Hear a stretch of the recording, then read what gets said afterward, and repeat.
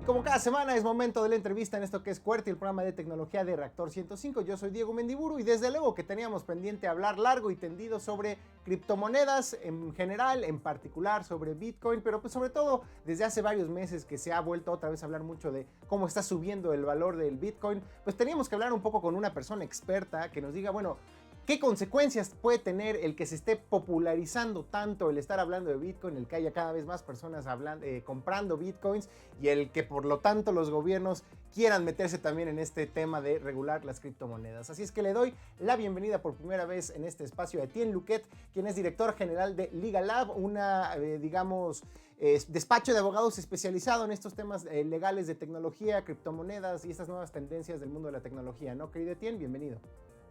Muchas gracias, Diego. Gracias por el espacio y la invitación.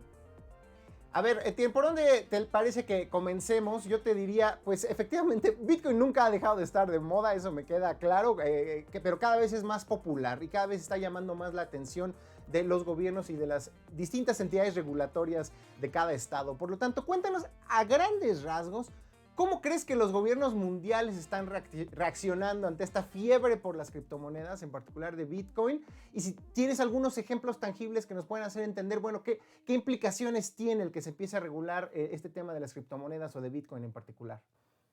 Claro que sí. Bueno, digamos, Bitcoin nace justamente como una moneda paralela al Estado. Es literal un código de computación que tú puedes correr en tu propia computadora, tienes tus nodos, o en dado caso tú puedes minar tu propio Bitcoin.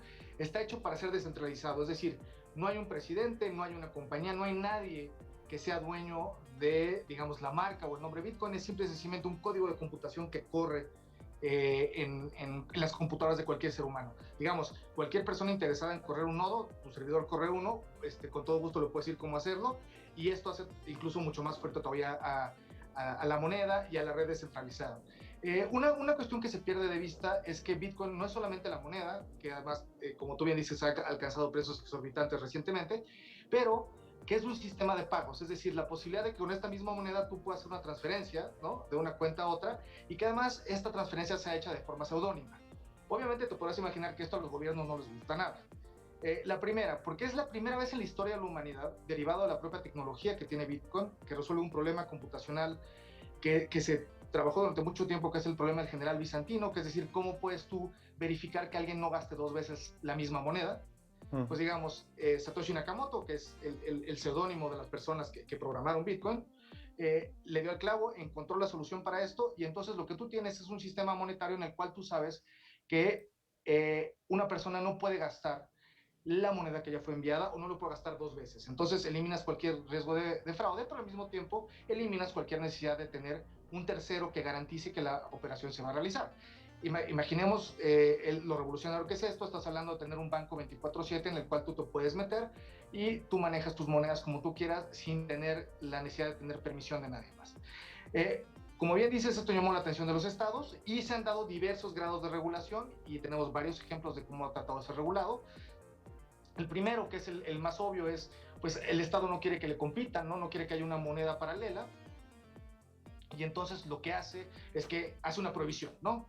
El ejemplo más primigenio fue China. China dijo, vamos a prohibir esto, y curiosamente la mayor cantidad de mineros bitcoiners están en China, ¿no? Esto derivado de una cuestión del acceso a las máquinas que te permiten minarlo, pero esto fue obviamente una cuestión que no funcionó.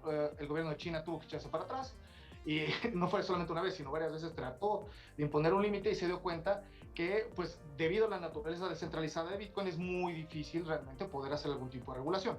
Que esto es lo que lo hace genial. Estamos por primera vez en una cuestión que yo llamo el arbitraje tecnológico, es decir, cómo la tecnología te permite darle la vuelta al Estado o a las leyes, ¿no?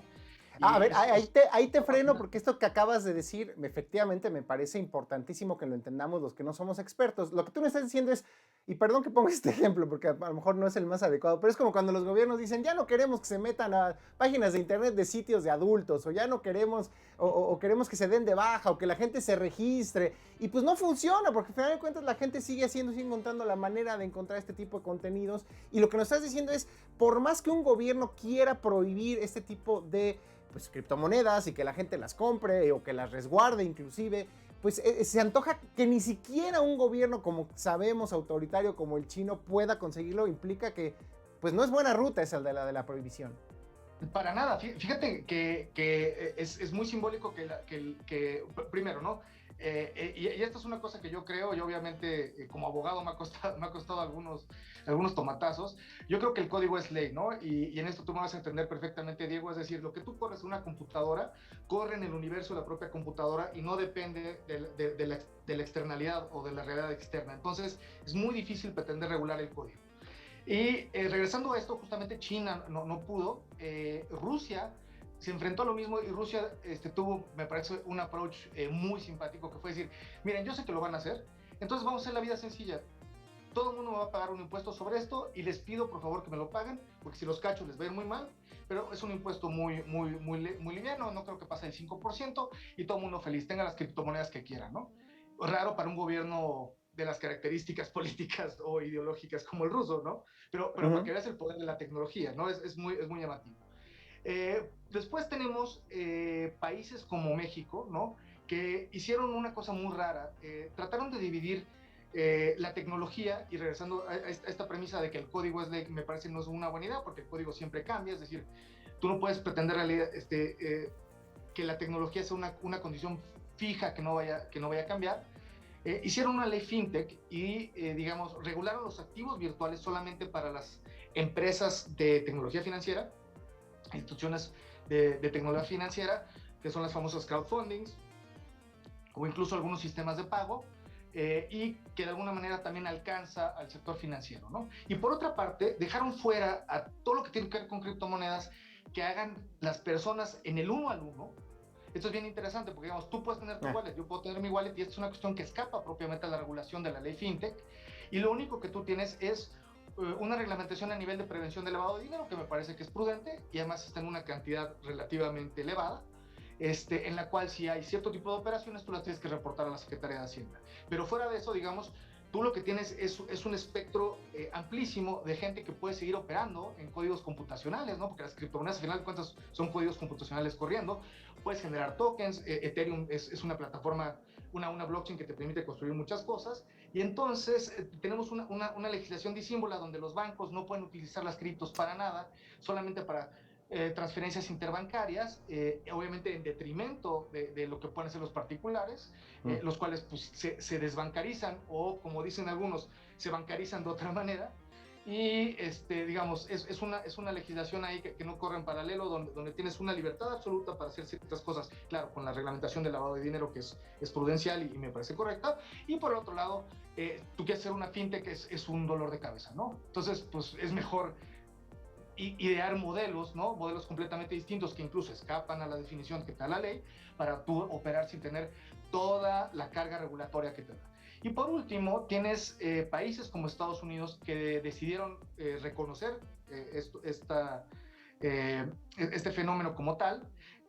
Además de designarlos como activos virtuales, lo que hacen es que tienen un régimen impositivo muy claro, es decir, tú en Estados Unidos tienes que pagar impuestos cada vez que hagas una conversión de criptomoneda a moneda fiat, a dólares norteamericanos, pero aquí es donde viene la parte bien interesante y creo que eso puede ser justamente un puente para posteriormente hablar de si es una buena idea que gobiernos tengan criptomonedas, ¿no? Hicieron por una directiva de la tesorería de Estados Unidos la posibilidad de que los bancos tuviesen stablecoins. Y voy a explicar qué es un stablecoin porque es un híbrido que justamente se monta en la tecnología de las criptomonedas y las aprovecha justamente para generar sistemas de pagos paralelos. Te voy a dar un ejemplo. Digamos, tú normalmente ahorita, si quieres hacer una transferencia bancaria, tienes que usar el SPAY, que es el que te da el Banco de México. Sí. Con lo que se aprobó por el Tesoro norteamericano, en vez de utilizar el SPAY, supongamos, tu banco no va a dar no voy a hacer ninguna publicidad, el Banco X decide hacer una stablecoin. Y lo que hace entonces es que tiene en bóveda, ¿no? Una cantidad de X de dinero. Y lo que va a hacer es que va a ser una criptomoneda que sea el equivalente a la cantidad de dinero que tiene en bóveda, con la promesa de que nunca va a salir esa cantidad de dinero. Es una paridad 1 a 1. Y entonces, fíjate lo que hace. En vez de estarte mandando pesos a través del SPAY, te va a mandar su criptomoneda a través de su propio sistema de pagos que le cuesta 0 pesos. ¿Tú con quién te vas a ir? ¿Con el SPAY que te cobra 7 pesos, 8 pesos? ¿O te vas a ir con esta cosa que te va a cobrar centavo de peso? Digamos, ya la aplicación incluso para condiciones financieras y bancos el día de hoy es interesantísima. Y esto también choca un poco con la idea primigenia de cypherpunk, ¿no? De que pues, era un sistema, o queríamos hacer un sistema paralelo al Estado, pero pues ahora sí que nadie sabe cómo termina, ¿no? Se quería hacer una cosa y se va dando una evolución simpática y un poco híbrida, ¿no? Ya, entonces, bueno, a manera de conclusión, lo que estamos viendo son distintos escenarios en donde por un lado hay quienes llegaron o intentaron prohibir por completo la tecnología, hay quienes la adaptaron en un punto intermedio ahí medio ambiguo entre que la puedes usar tú individualmente, pero si lo quiere utilizar ya una entidad financiera, pues se mete en temas regulatorios complicados, y entre quien de plano, pues la absorbieron como parte del entramado institucional financiero, como en el caso de Estados Unidos, con pues las ventajas y desventajas que eso implica. ¿Te parece si nos vamos a una pausa y cuando regresemos, pues tratemos de aterrizarlo esto a, digamos, a la gente que podría estar viendo en las noticias justamente pues la fiebre que hay alrededor de las criptomonedas, alrededor de Bitcoin, y decir, bueno, ante este panorama regulatorio que nos has contado, ¿es seguro o no comprar criptomonedas? Vamos a ver más el uso de Bitcoin en México para otro tipo de, por ejemplo, el tema de las remesas es interesantísimo, el tema de, es una bronca quienes lo hemos intentado a veces, que nos transfieran dinero de Estados Unidos, si no te funcionan estos intermediarios como Western Union o se te parecen muy gandallas sus comisiones, es bien complicado y por ahí podría entrar el rollo de las criptomonedas. En fin, ¿qué te parece si regresamos a ese tema ahorita que vayamos a un corte? Con todo gusto. Buenísimo, pues vámonos a un corte y regresamos a esto que es QWERTY. Estamos hablando de criptomonedas, quédense aquí en Reactor 105.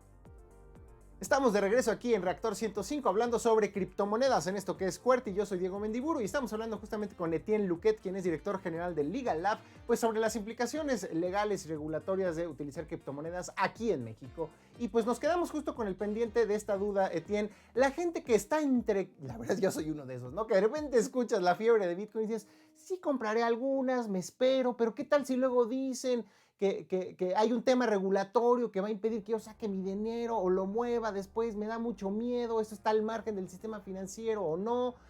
Tu perspectiva en términos muy coloquiales para la gente que escucha esta fiebre por el Bitcoin, ¿qué dirías tú, digamos? Estamos ante un escenario en donde es confiable empezar a hablar más de Bitcoin, comprarla, o hay un escenario en donde el sistema financiero pudiera reaccionar más negativamente por temas que tú mismo mencionaste, el tema de pues no saber exactamente quién está detrás de las transacciones, un tema de terrorismo, de lavado de dinero, cosa que no sería precisamente rara esta última, el lavado de dinero en México?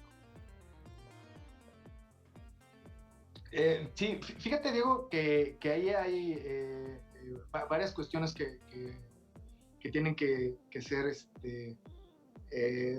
tocadas una por una. La primera, y me parece interesantísima la pregunta que haces, es ¿qué tanto esto ya realmente es una condición segura o estamos frente a algo que de alguna manera podría ser revocado rápidamente o prohibido? Yo te diría que por lo menos los avances que ha habido en Estados Unidos en materia regulatoria, y aquí también es una cuestión que vale la pena que ustedes sepan, derivado de la regulación antilavado de Estados Unidos, la jurisdicción norteamericana tiene el brazo muy largo y ha tenido realmente intervenciones incluso en exchanges de criptos, porque digamos su ley antilavado es una ley muy dura que permite aprovechar o captar de forma muy rápida algo que no le guste. Entonces, digamos, tienes ahí esta cuestión, pero también hay mucha gente que esto no le gusta por razones obvias, ¿no? Pero al mismo tiempo, como te comentaba, el hecho de tú ya tener stablecoins y que los bancos se puedan subir a la blockchain, es decir, o que puedan tener sus propias stablecoins, sus propias criptomonedas, lo que te hace, y es una cuestión que pocas veces se ve, es que ya te abrió una base Bitcoin. Es decir, porque la entrada y salida de un sistema o de un ecosistema de criptomonedas se tiene que hacer siempre en Bitcoin. Entonces, por eso cuando a mí me dicen, es que va a tronar, digo, no puede tronar, porque si tú ya tienes parte del sistema financiero corriendo en algo cuya unidad de medida es el Bitcoin, es muy complejo que ese propio sistema financiero se vaya a dar un balazo en el pie y va a decir, bueno, de la noche a la mañana tiramos todo esto, ¿no? Segundo, y con condiciones regulatorias muy interesantes, se han dado ya espacios no solamente de tolerancia, sino crypto-friendly, ¿no? Te comento, por ejemplo, las 13 leyes blockchain en el estado de Wyoming, donde el estado de Wyoming, buscando inversión y sobre todo inversión tecnológica, me pareció muy interesante, es decir, vengan todos aquellos que quieran hacer cosas nuevas, aprobó unas leyes muy interesantes que justamente fomentan el sistema de criptomonedas. Incluso ya tienes negocios nuevos o incluso nuevas economías en los cuales tienes, por ejemplo, bancas que son base Bitcoin, es decir, una banca que opera solamente con Bitcoins. Tienes negocios, por ejemplo, de aseguradoras que operan con Bitcoin. Digamos, una reconfiguración propiamente de ciertos servicios que antes se hacía de una manera distinta. Entonces, en este sentido, digamos, cada día permea más y, digamos, hay una aceptación hacia el mismo. Es cierto que existen estados que son hostiles, por ejemplo, la India acaba de anunciar que iba a hacer una prohibición a Bitcoin, falta ver cómo le va, si puede o no puede, pero a final de cuentas, digamos, me parece que los beneficios que esto trae son mayores propiamente a los problemas que podría tener. Siempre y cuando existan, y esto es una de las razones por las cuales podríamos terminar en un sistema ahí medio raro que ahorita voy a comentar, por las cuales este tipo de sistemas de pago vale la pena, es que puede reducir los costos de transacción del dinero a cantidades ridículas. Y ahorita que haces el comentario justamente por ejemplo, lo que son las transferencias internacionales, ¿no? O las remesas. Pues ustedes saben que las tarifas que se pagan son exorbitantes muchas veces, ¿no? Es decir, te quitan arriba del 15 o el 20% de lo que estás mandando. Y además tardan mucho, ¿no? O si no quieres que tarde tanto, tienes que pagar un extra. Y justamente lo que te dan las criptomonedas es la posibilidad de hacer una transacción de forma instantánea de un lugar a otro en precios realmente ridículos. Este no es propiamente uno de los casos de uso de Bitcoin, porque Bitcoin tiene unas características particulares de cómo funciona, es un aspecto tecnológico, pero por ejemplo tenemos a XRP. XRP es una moneda que está pensada justamente para hacer muy rápidos los intercambios de moneda, y es una moneda muy utilizada en remesas de Estados Unidos a México y de otros países también, como por ejemplo Nigeria, ¿no? Entonces, digamos, sí existe un caso de uso y las personas cada vez están más interesadas porque justamente lo que no quieren es pagar costos altísimos de transferencia o las tarifas que se ponen, ¿no? Por otra parte, ya existe tecnología, incluso Bitcoin, que utiliza justamente, está en base Bitcoin, que te permite hacer este tipo de transacciones en dinero, ya no forzosamente en Bitcoin, y esto es una cosa muy interesante, porque te comentaba que ya hay productos que están en base Bitcoin, ¿no? Entonces, cuando tú tienes la base Bitcoin, tú haces la transacción y arriba estás operando con alguna otra cosa, ¿no? Con otro tipo de dinero, por ejemplo. Que es el caso de Strike de Jack Mallers, que es muy interesante.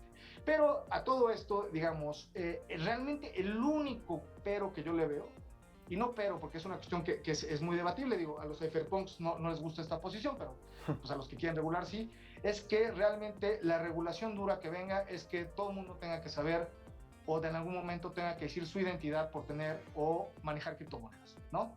Justo eso te iba a preguntar, y qué bueno que tocas el tema, porque hay una cosa que me parece una paradoja, una contradicción, porque no lo entiendo, porque lo ignoro, y es, nos decían entonces que tener criptomonedas pues es, como tú decías, un sistema descentralizado, por lo tanto, pues no deberían de saber los gobiernos cuántas criptomonedas compraste o no, o cuántas tienes, sobre todo si las sacaste y las guardaste en una, con contraseña en una memoria USB, pues las sacas inclusive, digamos, del escrutinio de una plataforma que pudiera ser vigilada por el gobierno. Entonces, cuéntanos cómo en Estados Unidos nos dices que sí hay una mayor vigilancia para combatir el lavado de dinero sobre las criptomonedas. A grandes rasgos, ¿cómo sucede esto? Ahí te va. Hicieron 3 medidas y qué bueno que tocas el punto justamente de las famosas cold wallets, ¿no? De, oye, se me olvidaron mis frases semilla, entonces pues ahora a ver cómo le haces para escapar el Bitcoin, ¿no? Que esas son las cuestiones simpáticas de justamente la inconfiscabilidad que tiene el sistema. Te platico en específico las 3 medidas que se han tomado en Estados Unidos.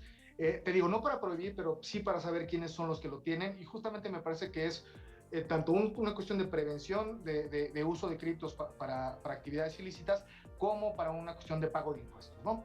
La primera es que existen ciertos sistemas que te permiten hacer propiamente una mezcla de direcciones. No sé si has oído hablar de los famosos conjoins, servicios no. Como Samurai, por ejemplo, ¿no? Lo que tú haces es que mandas direcciones, ¿no? Y las direcciones Bitcoin se parten en pedacitos y se mezclan todas las direcciones y salen direcciones distintas, ¿no? Con esto, rompiendo realmente el carácter seudónimo de Bitcoin y haciéndolo anónimo.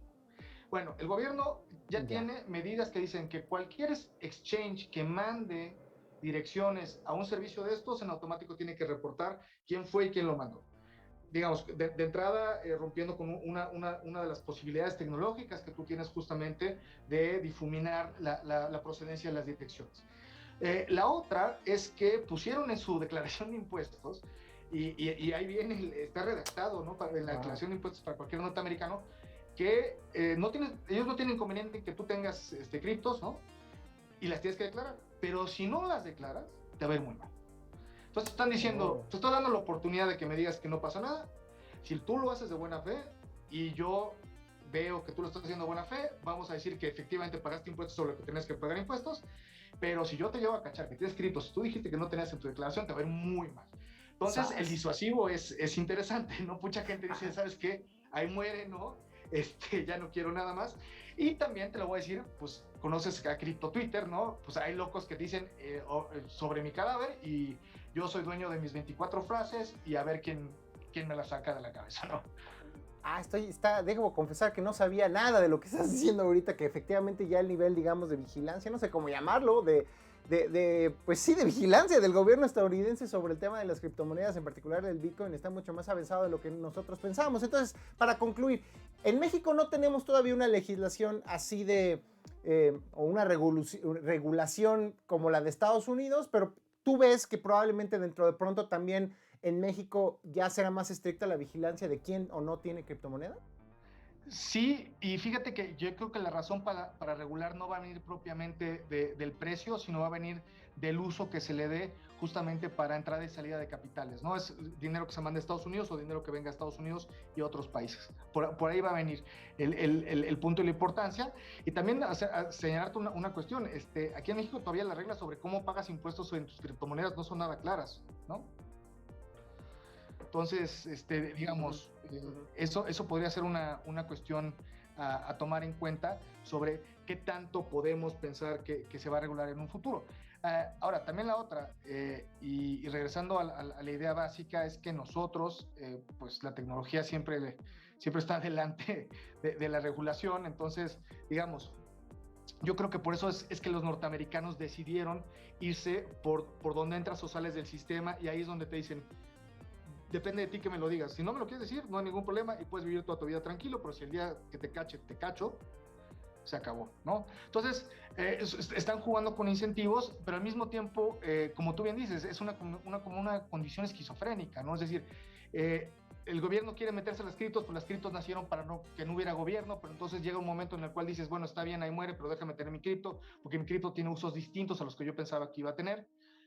¿No? Digamos, y esto es muy curioso. Bitcoin significa cosas distintas para cada persona, ¿no? Yo tengo muchos amigos bitcoiners venezolanos o argentinos, y para ellos no es un problema de dinero darle la vuelta al Estado, simplemente es un problema de conservar el valor adquisitivo de la moneda, ¿no? Entonces, es interesante porque digamos, no tenemos así un manualito de cómo debe de funcionar, sino que se van dando casos de uso y se van dando casos de regulación que hacen muy, muy interesante, y además, te lo digo como abogado, es un tema muy novedoso, ¿no? Yo realmente, junto con mis demás compañeros que estamos en esto, pues nos tenemos que meter a estudiar tecnología, estamos todo el día pegando a cuestiones tecnológicas, incluso código, y pues, realmente no hay nadie que se pueda decir un experto, porque son cosas que vas estudiando el día al día, y que esto nació realmente en una condición ya fuera incluso de los círculos de los core devs, ¿no? De los devs, 2013, 2014, ¿no? Entonces, es padrísimo porque es novedoso. Claro. Oye, Tien, bueno, ya sabes cómo es esto, es la frase común, el lugar común de los medios de comunicación. Ya se nos acabó el tiempo y créeme que se me quedaron muchas preguntas que me hubiera encantado hacerte. En particular a mí el tema del impacto ambiental de las criptomonedas y de todo lo que utiliza blockchain y de Bitcoin en particular, me apasiona mucho y me encantaría discutirlo. Entonces, ¿qué te parece si te hacemos una invitación para que nos vuelvas a acompañar y a lo mejor hablamos de estos otros aspectos que se nos quedaron ahí en el aire? Pero por lo pronto, Etienne Louquet, director general de Liga Lab, muchas gracias por habernos hablado un poco de la regulación de Bitcoin y de las criptomonedas en el mundo y en México. Muchas gracias, Diego. Muchas gracias por la invitación.